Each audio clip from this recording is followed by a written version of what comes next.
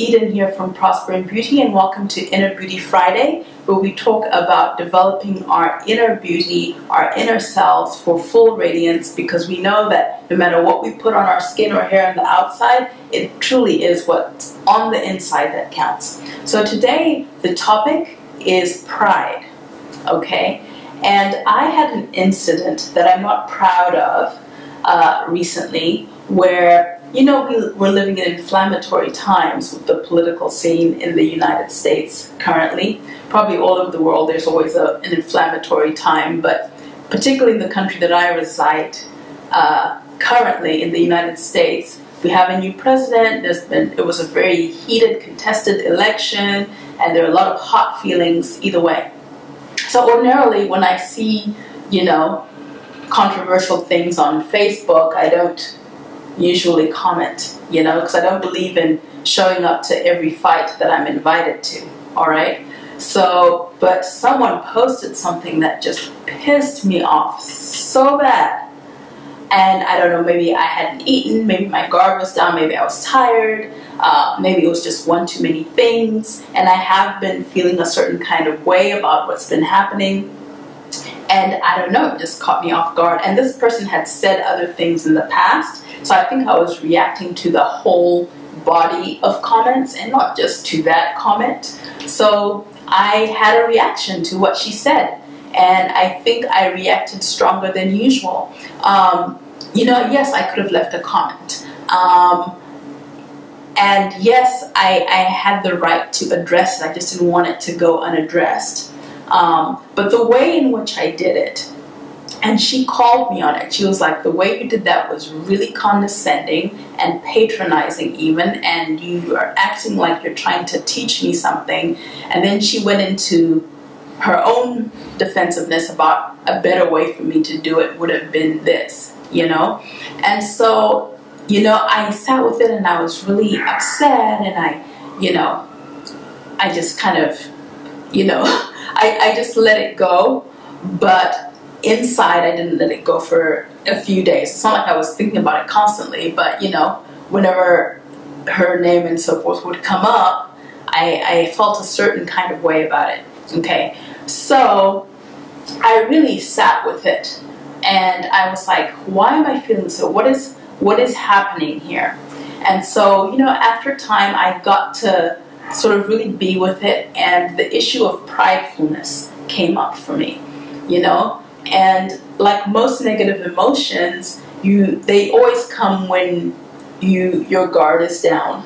So staying prayed up, staying well fed, staying well rested, being in communion with people who love you and who you love, and doing all the positive things that we know we should be doing kind of help us keep our guard up against negative feelings. But in any case, I had a moment of pridefulness and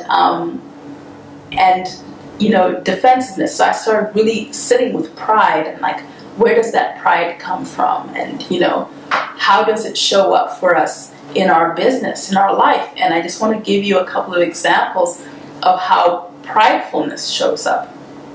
So I have this one lady locally who I like to buy soap from. She's a really nice soap lady, has a lot of integrity, puts so much love into her product. And so she was talking about how, she was actually complaining about how one of her colleagues in the business had to do a craft fair, and she didn't have any lotions on hand, and it was too late for her to order the bulk base from the company she usually orders her bulk base from. So she was asking if she could buy some lotion from my soap lady, right, and then just put her label on it. And soap lady was complaining. She was like, oh no, see, this is why you need to learn how to make your own lotion, and this and that and the other. And I was just like, that's really interesting, because this woman is not selling as much lotion as she'd like to. Here's a perfect opportunity for someone else to make money in the easiest way. She doesn't even have to put a label on it. All she has to do is put it in jars. She doesn't even have to put it in jars. She can just sell her a big vat of lotion and say, here you go. and that woman can put her label on it. Nobody would know the difference. It's not even a craft fair that she attends. They don't really move in the same, selling circles. So there's no way that it would even be a competition. But she left all that money on the table because honestly, that craft lady was then going to share with some of her other craft ladies how she got this lotion made. And if she liked the lotion better, and clearly she liked the lotion, which is why she asked if she could buy it as a bulk base, that's business coming to her. I have a private label client that has given me so much more business, like 3 times as much, I kid you not, per year, just because I did a private label for them. So I just took my label off the shea butter cream and they put their label on. And they sell more of it because they're more excited because it's their own brand. They have the joy and the pride, in a good way, of being able to sell their own product. So they sell more of it. They order more of it. They order more frequently. So it's become very lucrative, and it's something people walk past because they have the pride of, like, I want to be the only one who has this formula, and I want to be the only one who sells this product, and I'm going to sell it to everyone myself. And it's like even Procter & Gamble has failed to sell lotion to the whole of America or the whole of the world. Lever Brothers hasn't been able to do it. All these different companies that make cosmetic products have competitors, and the small competitors, but it still doesn't affect them being able to be billionaires, and the clever thing is that they also sell those same formulations to bigger companies like Walmart, like Target, like Walgreens, and sell the same formula to them so they can put their own brand on it, and those people sell it for cheaper, but everybody's still making money. So don't be so prideful that you walk past money. And, on the opposite end of pride is humility, okay? Because we always want to end this on a positive note. How do we cultivate humility? And humility is really, there's a story about, there's someone goes to a party, and there's someone who is wearing a t-shirt and another person is wearing a tuxedo, and this Buddhist monk is asked, who is more humble? And and he says, well, neither of them is humble, because the person wearing the t-shirt is very conscious of the fact that he's wearing a t-shirt, okay? And the person who's wearing a tuxedo is really conscious of the fact that he's wearing a tuxedo, and the person who is truly humble isn't even necessarily aware of what they're wearing. They might even be dressed in a tuxedo. They're just wearing what is appropriate for the occasion, and they're sort of more present in the moment and focused on what they're doing. So a lot of times people will confuse humility for being excessively sorry and excessively apologetic. Oh, when someone steps on you, I'm so sorry I put my foot under your foot. That's not humility. That's, sometimes it's false humility. I'm not talking about false humility. I'm talking about real humility, where you can just be present, be yourself, be able to see another person. Like if you're reacting from fear and from anger and so forth, like I did on Facebook that day,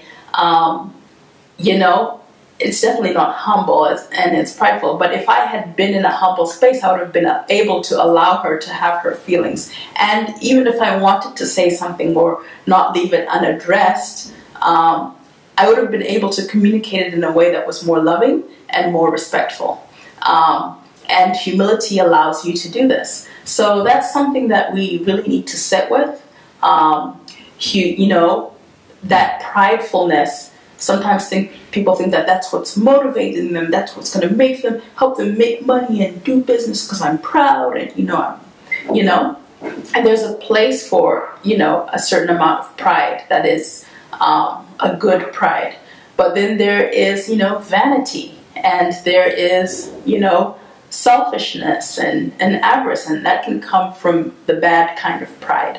And then there's true humility, which allows you to just take yourself out of the way and not be conscious, and to be aware that you're here to give a service, you know.